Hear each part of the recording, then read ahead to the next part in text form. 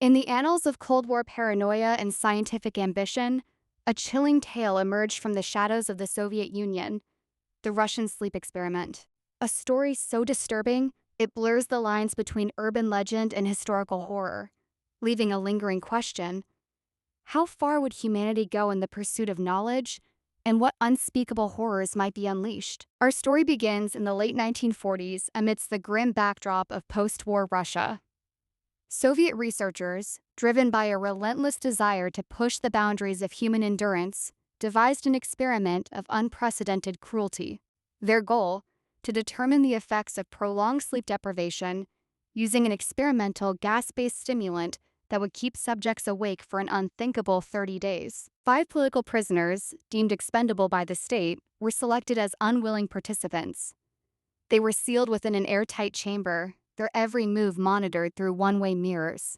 The promise of freedom after 30 days of wakefulness hung heavy in the air, a cruel deception designed to fuel their cooperation. For the first 5 days, the experiment proceeded as planned. The subjects, though deprived of sleep, conversed normally, their voices echoing through the sterile chamber. They spoke of their pasts, their hopes, their fears, unaware of the monstrous transformation that awaited them. But as the days bled into nights, a sinister shift began. By day 9, the conversations turned dark, paranoid. One subject in particular began to scream.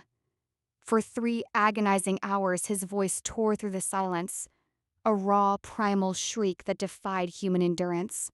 The other subjects, in a grotesque act of defiance, began to smear pages of books with their own feces, meticulously covering the observation windows, desperate to escape the prying eyes of their tormentors. By day 15, the screams had ceased. An eerie silence had fallen over the chamber, broken only by the faint, frantic scratching sounds from within.